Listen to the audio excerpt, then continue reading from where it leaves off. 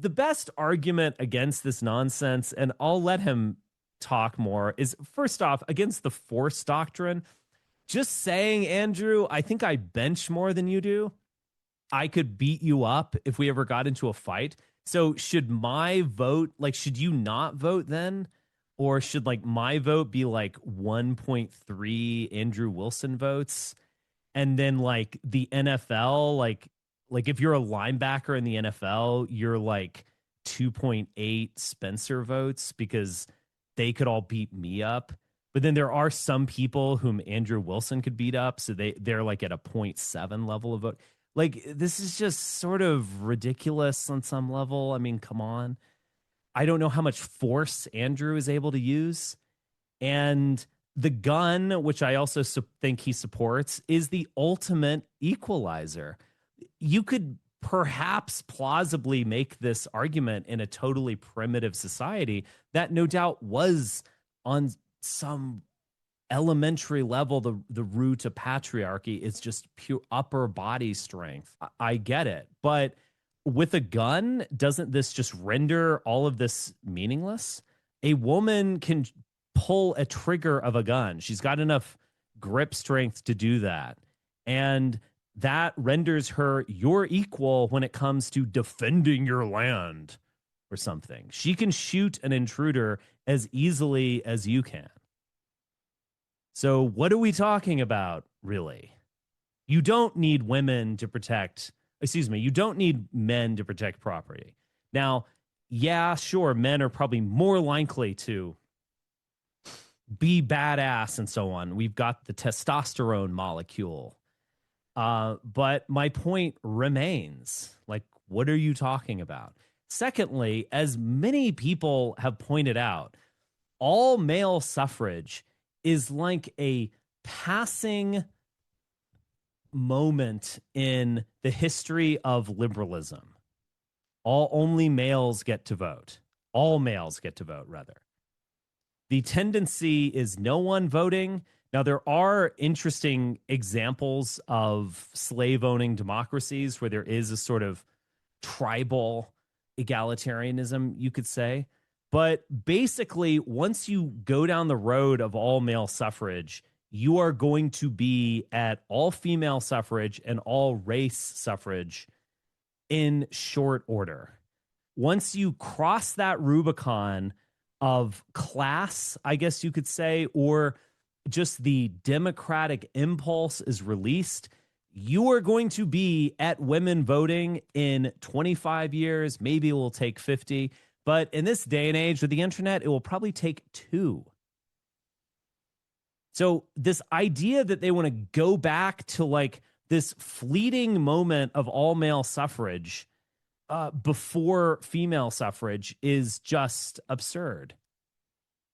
They want to go back to this democratic, like transitionary point, but they want to capture it in amber, freeze it in ice.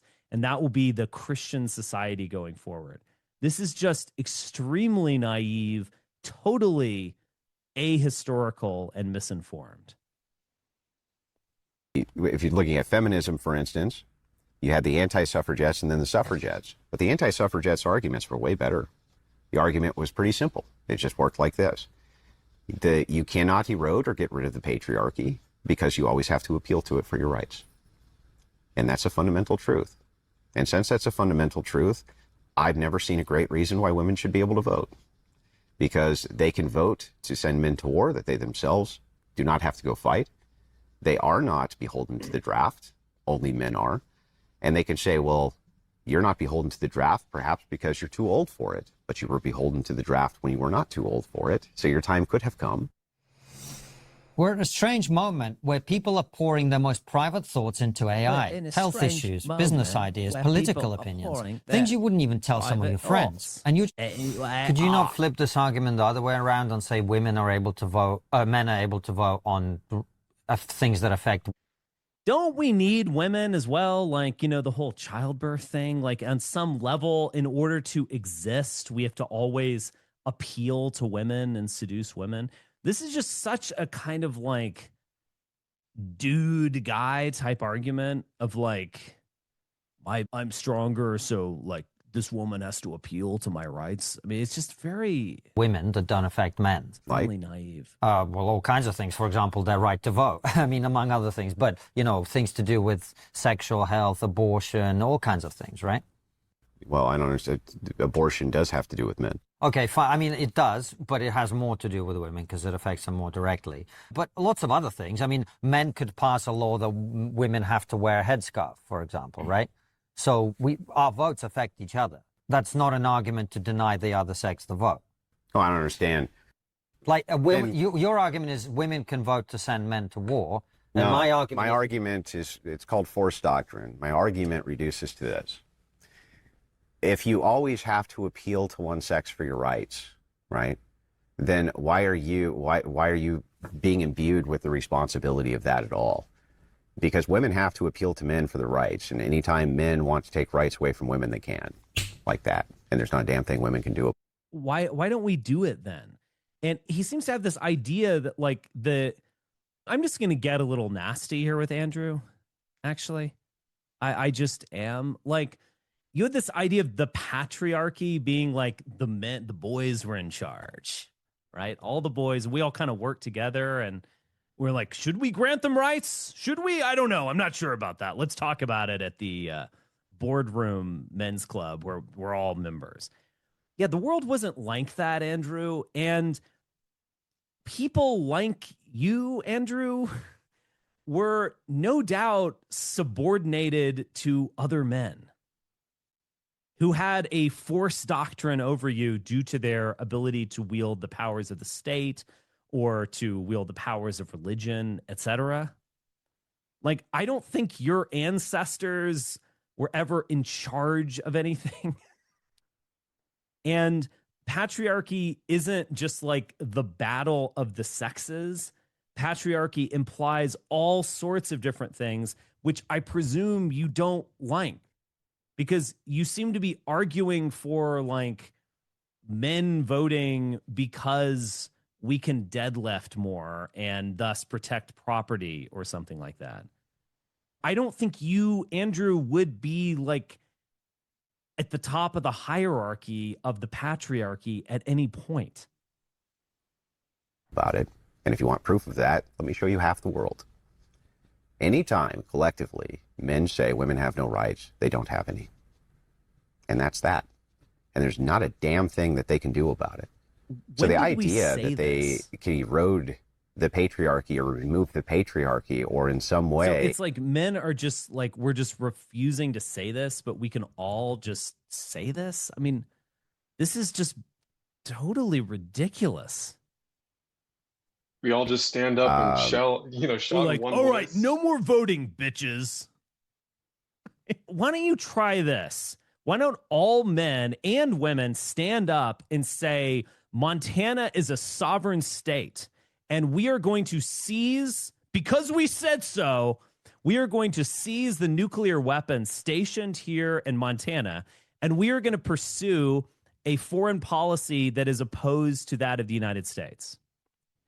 What would happen if all men and women said that? What would happen? We'd all be killed in a matter of a week, basically. Like, I mean, There was Shay's rebellion, which is about taxes. A tax rebellion, would they start killing you? Maybe not. Probably put you in jail at the most. You get my point. There are sovereign entities. It's not like a male-female society where like men say this and it just happens, or women say this and it just happens. It does not work that way. And there's actually concentrations of sovereign power that are beyond sex and actually are beyond even humans. The state is its own instrument and entity. Humans sort of work in it and for it. But you can't, it's like 51 out of 100 men stand up and say, Texas is a sovereign state and we're leaving America. That's just irrelevant to say that. Yeah, if you're serious about it, they're going to kill you. If you're unserious about it, yeah, you're fine. You have free speech, whatever. Just like, Andrew Wilson is a creature of the internet to a very large degree. I don't necessarily say that as a criticism. I am also a creature of the internet to such degrees, to a large degree. Do you really believe that like you can have your cake and eat it too? That men could just stand up one day and said, "Women, you ain't voting," and like you could only have a job if your husband agrees to it, and then all the money goes to you or whatever. Do you think that you could sort of have the internet and that? Like this would all be visible and discussed and talked about, but just because men want it and men have testosterone and upper body strength that it would work? It's like, No. It obviously wouldn't. And it's like, even the women, like maybe the women would gang up together and get weapons, like they would get a nuclear weapon and nuke the men or something. Like this just is so dumb. I can't believe I'm even discussing it. Doesn't take a lot of upper body strength to press a button to launch a missile at Andrew Wilson's Christian community in Oklahoma or wherever he's from. Like, just give me a fucking break. This is so dumb. You're like going back to some primitive society and then reifying it and projecting it into the dark past and into the future forever. It just does not work. And again, the fact that like you want voting, like that's the criterion that you keep going to, which is this incredibly like modern post-enlightenment conception of a Republican democracy where all males vote or only property owners or something. We're like well into the modern age, even talking like this. And the idea that you would like reify that and project that back onto human nature and project that forward onto like society as we want to live in it is just absurd. Modern society is complex and it's difficult, and people who are information handlers make more money and are more powerful than people who can chop lumber and build stuff with steel and weld. And that just, he can't get his mind around that fact. Yeah. And on some level, to be totally sympathetic, I kind of get it. Like, why is the Silicon Valley nerd a billionaire and the guy who can build a house scraping by? I get where he's coming from. I get it, but you've got to try to wrap your mind around it. You've got to also try to wrap your mind around the fact that feminism and diversity and so on isn't so much like pure liberalism or anti-white hatred or whatever, so much as it is a management strategy of the modern state that exists within global capitalism. And what I mean by this is that it's about buying in participation much more than it is about like destroying white people, or like it's driven by some rage or Dionysian, disintegrating chaotic instinct or so, the death impulse.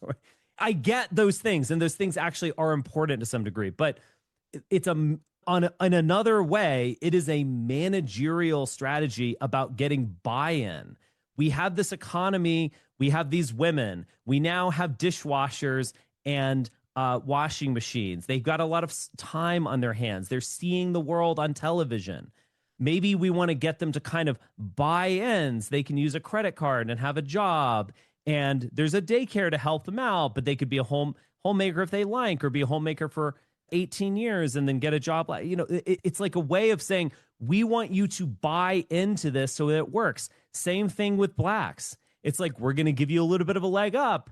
You have the same rights as whites now, so that you aren't like an oppressed class that is about to revolt. Now, I think there's more to it than this, but that is what it is. Like, it's a sort of nationalism, you could even say, in the sense that it's about bringing in participation of all people. And this idea of like, I just do think that Andrew Wilson has a fantasy of like men getting together and saying like, yo, bitch, you ain't voting no more. and like you don't have a say in the matter. And it's like, do you understand that just doesn't fucking work?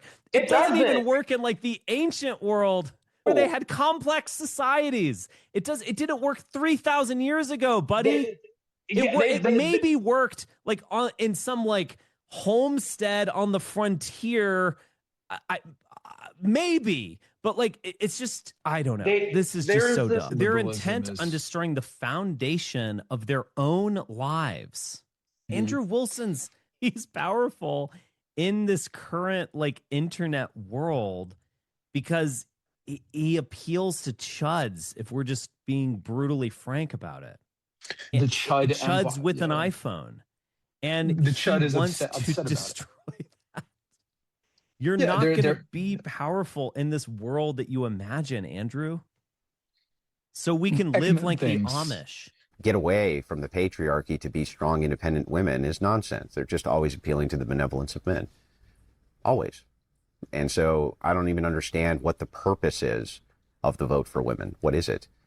We can literally, via force, take it whenever we want anyway. What is the point here? Well, I would imagine the point is to include the voice of half the population, which is naturally set on different priorities to those of men. And since we live in a society which is half female, it would be worthwhile to include their perspective in how we make decisions. Why does voting? Because it affects them as much as it affects us. Let me ask you a question. Are you aware that in the United States, we abolished alcohol? For a period of time. I've seen some movies about how that went. Who got that amendment passed? I don't know. Women. Okay.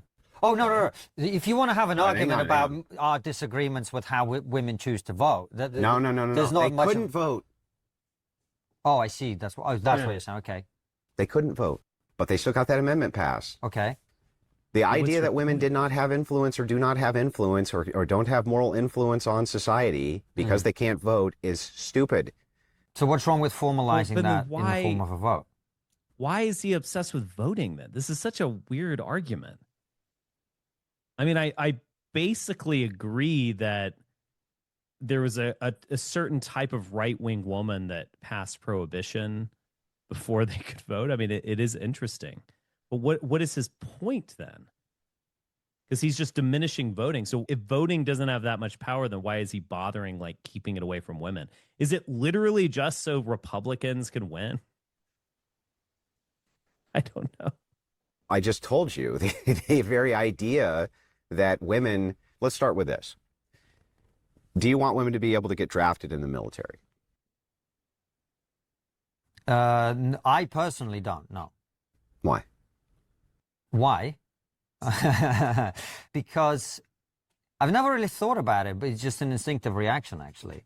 I'd have to think about the exact reason, but I just don't think combat is what men do, I guess. It's a very simplistic way of saying it. And there'll be women who I can kick your ass, and there are women like that, right? Agreed.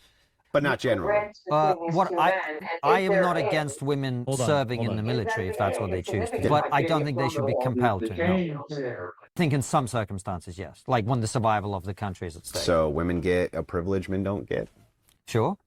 Why? Men get certain privileges too. So why do they have equal rights? No? What privileges? Name a single privilege men get that women don't have access to. What? You mean legislative? Anything.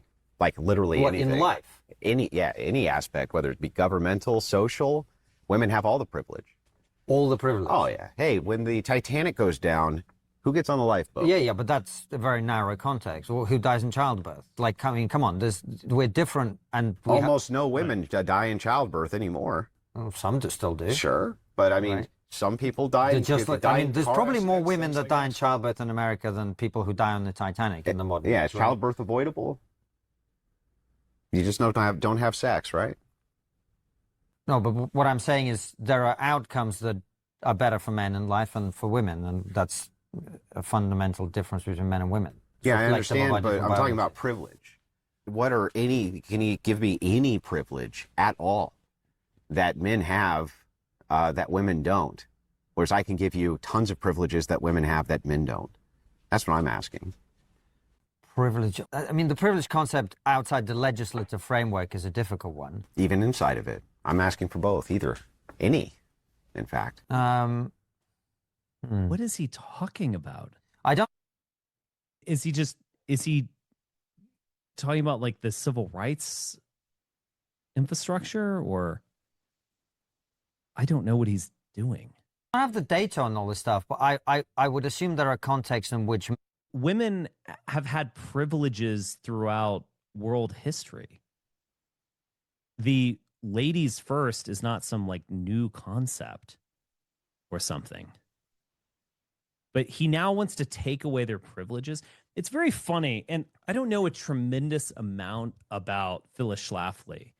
I have read some histories of the religious right and so on, but at least as she was depicted in Mrs. America, which is a really fun streaming show, actually, she was actually defending privileges. What she was saying is that we don't want the ERA because it would take away our privileges. And she made a lot of specious arguments, like we could be drafted in the military, even though that wasn't actually up for debate and so on. But what she was saying is that, and she was saying something that's based in many ways. It's, look, yeah, there might be pay inequality, and yeah, business, that's a man's world. And you can't become a Catholic priest if you want to. You can't become an army general if you wanted to. But don't forget about all the privileges. Keep in mind that men are actually even legally obligated to support you.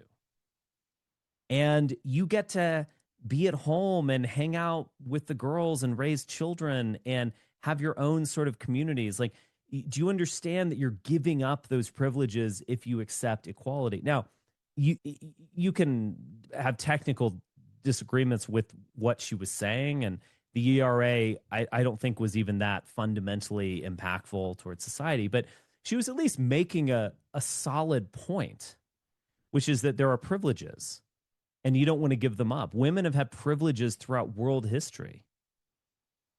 It's almost like someone like Andrew Wilson is at this point where they're mad at women, where it's like they want equality in this way that they want to get rid of privileges.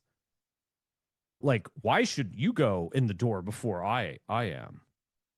Why should you be thought of as special? It's just like pure resentment on some level, as opposed to romantic, chivalrous behavior, which is a non-toxic masculinity. I find like this is actually toxic masculinity, because it's like resenting women for privileges. Do you want to live in a society where these don't operate? It reminds me again of Helen Riddlemeyer when RFH was on, and we went through Helen Riddlemeyer's interview, I think, with the Times and so on. And she was also doing this paradoxical talking out of both sides of her mouth, where on the one hand, we're giving women all these legs up, and on the other hand, women, they just study art history. They want to be kindergarten teachers.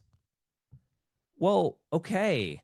I mean, which one? What is it? Are you resentful of that they're too wildly successful in astrophysics, or is your point that women have a different psychology and are far more likely to want to be a kindergarten instructor than an airline pilot? Like, which one is it? It's like you resent both. Well, at least Helen Riddlemeyer is making the case from like it is better for women. You know, like Andrew Wilson is doing a pure resentment Yes. like critique, and like on some level it's like he's resentful of women because he's never really been good with them, and like his wife has a bunch of kids with other men, and he has Yeah. like this like resentment towards women because he was not at like the pinnacle of the pecking order like he imagines he should be in his mind. But he is the geek. Like he is the nerd. And like this force doctrine, like you would have your home taken from you and you would have no voting rights anyway, because you and your wife would be homeless on the street. You would be a sharecropper. Yeah. That's what his ancestors were. Your wife would have been shunned for having all these children out of wedlock. I don't know what to say. Jordan? Yeah, I don't know who that was who was just talking, who said that, but that's what I was going to say is that I don't think you can analyze kind of what Andrew Wilson is saying without kind of seeing it through the lens that his wife has 3 kids or something, different baby daddies and stuff, and Oh it no, it's feels like like 6. okay, yeah, it's even more extreme Whoa. than I thought, but it's that he's trying to punish his wife because he feels like if he had had the rules, if the rules were set the way he's talking about now, his wife would have never done these things with other men, and I could have locked Right. her down before she made these mistakes. It feels like he's just punishing women, like punishing his wife vis-a-vis like women as a whole, because he's not the strongest guy. He has that famous clip on the Whatever podcast where he couldn't open a pickle jar. Yeah. Like that's a real thing that happened. So he's not like coming at it from like Chad wanting to enforce the rules. He's coming at it from like Revenge of the Nerds, like my whore Yeah. wife wouldn't be in this boat if I had these rules. You know what I mean? Yeah, and I think that's true of Rachel too. I think she feels that she wouldn't have been able to make all these terrible decisions.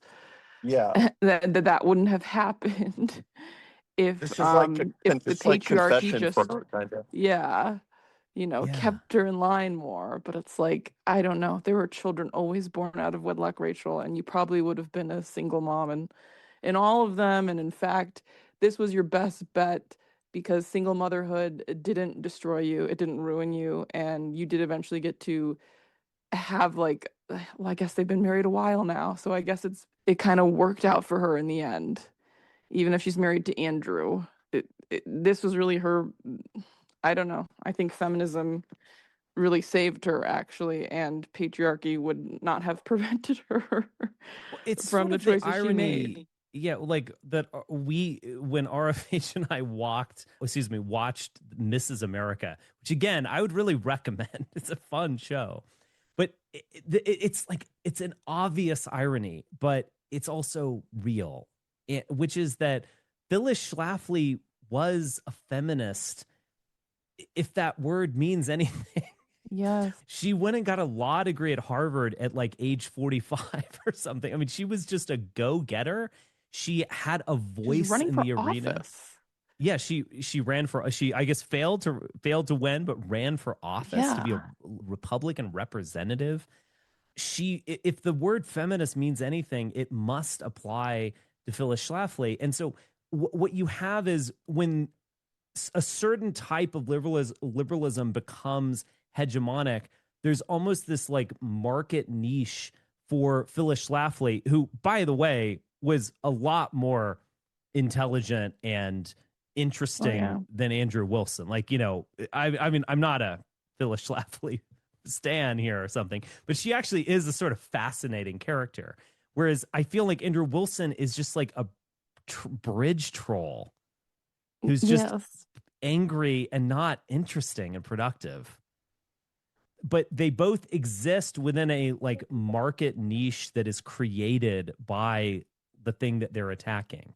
Like for every Gloria Steinem, there's going to be a Phyllis Schlafly. And Andrew has sort of filled that market niche of men, which I have sympathy for. I get it. It's like, it would be simpler if your wife wasn't able to divorce you and you'd still be with her and she'd just kind of shut up and you'd earn wages for both of you and you wouldn't have to pay child support or something. I get it.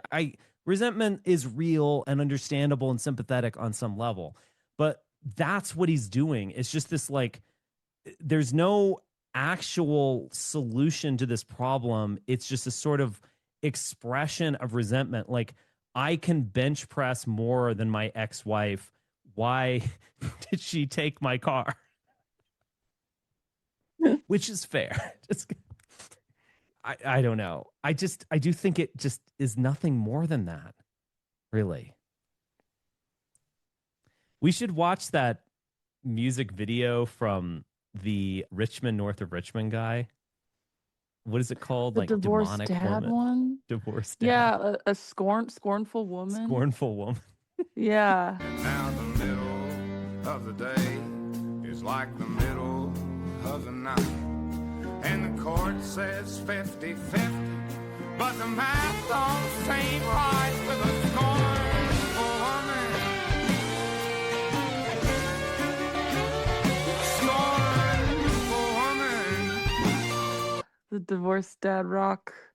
That was really Yeah, it is bad. an anthem of the divorced dad. Yeah, it is. This sort of why is resentment is- Andrew like going around the world talking like this? This is just so uninteresting. I mean, I think it appeals to a certain market segment in the way that porn does. It's like just a immediate wish fulfillment type thing. But like, why are we? Granted, maybe I'm part of the problem, being that we're dissecting it here. But like, and I do think what we're saying is useful. But like, why are people talking to him about Christian nationalism? What he's saying, by the way, is like radically anti-Jesus. Do you think do you think Jesus would be sympathetic towards the force doctrine? I don't even need to say anymore. Like, it's just like, what are we talking about here? Men are more likely to be employed for a certain thing because they're more likely to be perceived as authoritative, as leaders, things like that. Although that has changed with the kind of woke agenda of the last 10 years. And it works both ways. Like, for instance, preschool teachers. Yeah. I would assume that people would vastly prefer that their kid go to a woman, right? Right. Mm-hmm.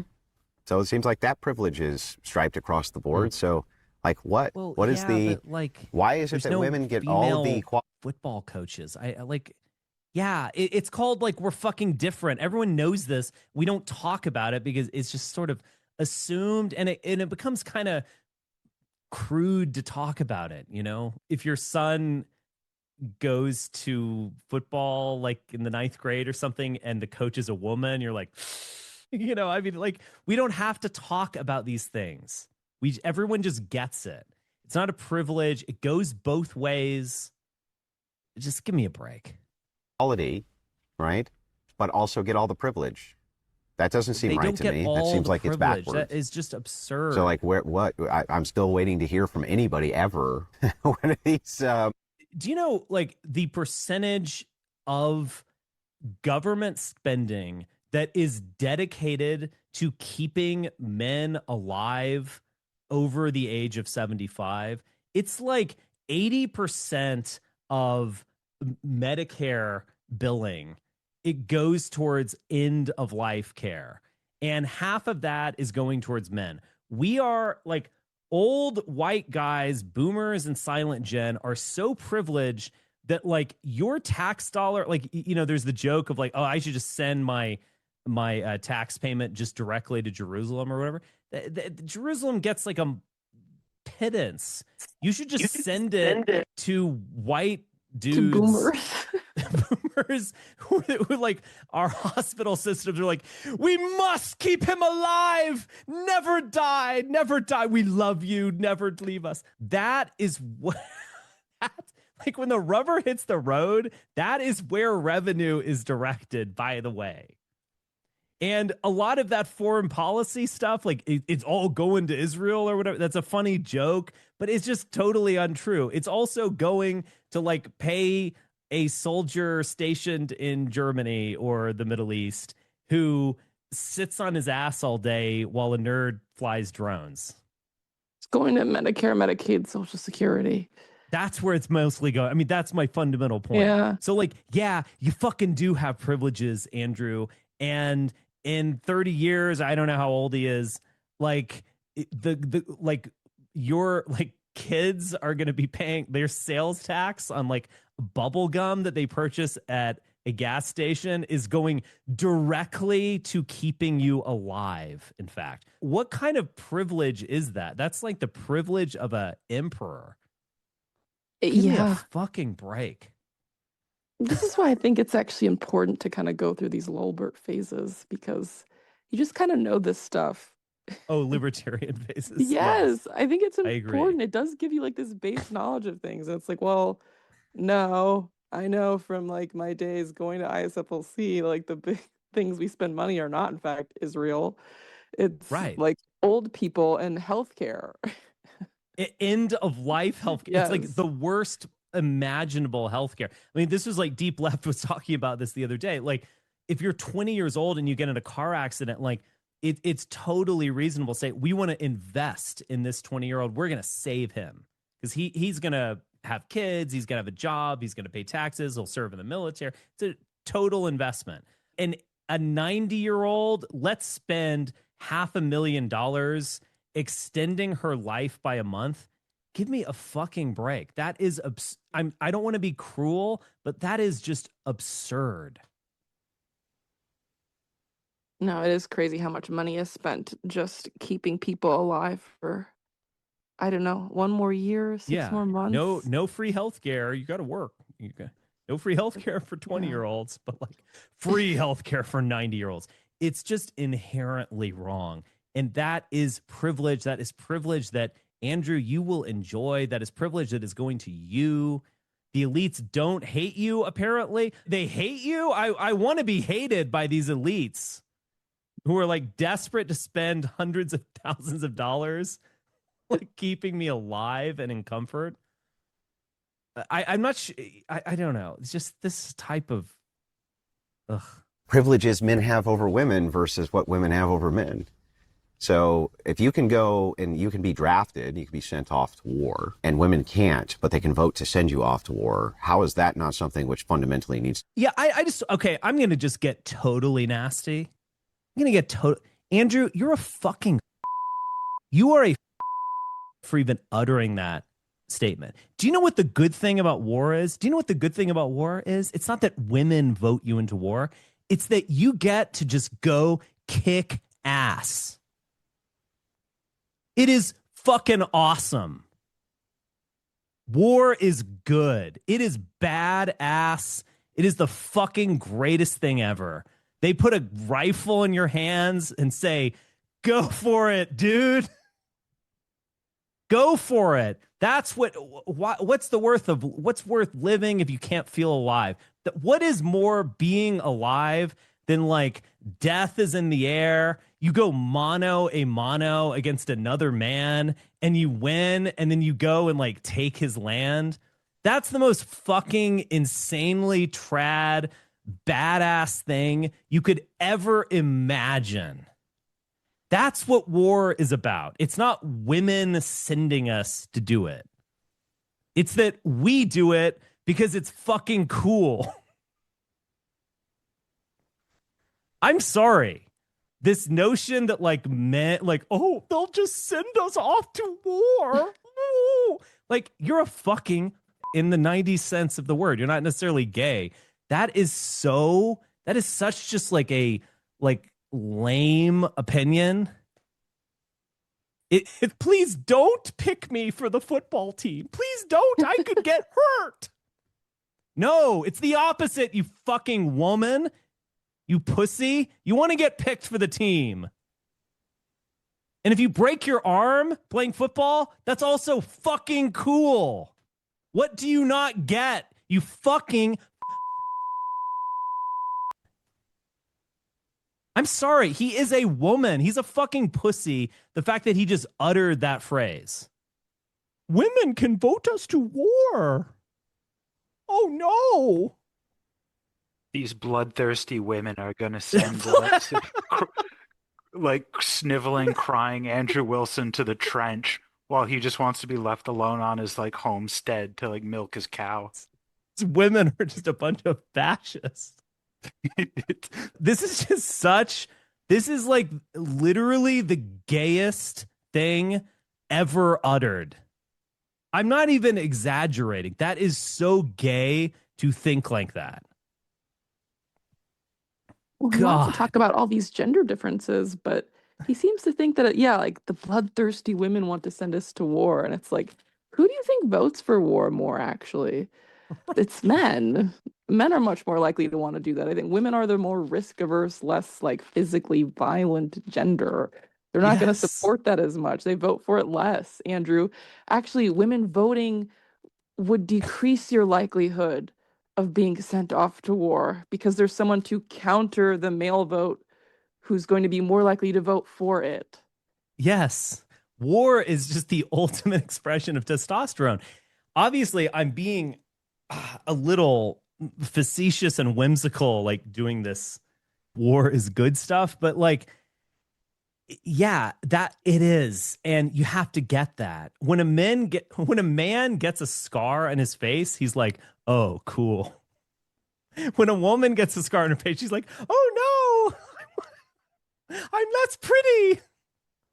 But like Andrew Wilson, if he gets like a scar on his face, he's like, oh no, I'm less pretty. Stop being a fucking pussy, dude. Man up. I mean, seriously, I want to like apply the force doctrine to this guy. He looks kind of flabby. I'm just saying, like looking at those arms and like he's got really skinny arms, but then a big belly. Yeah. It's not good. Yeah. And well, this is the bit that Nick does on Bronze Age Mindset, where all of a sudden it goes out the window and Gaza comes parachuting in. Because it seems like risking their lives, yeah, like death-defying stunts and things like that, and they're like, no. Yeah, and then the whole Talmudic network, freaks out because it's only, you see, the aggression is only allowed in one way, right? Like Russia's crusade against the global homo empire. Yeah, that's based. Is based in But trash. then Ukrainians dying for their NATO, homeland, they're like, why are you dying? Just stop. Give up. Yep, exactly. Bronze Age Mindset this and like War Brides that, and then some fucking Hamas Al-Quds force comes flying over the mountaintop on like a hang glider. It's like, not like that. Right. Like, yeah, take some like rave thought like back to Gaza. Like, what about my human rights? Literally drag under the cave of the Gaza, concrete mess. Like, the UN should investigate.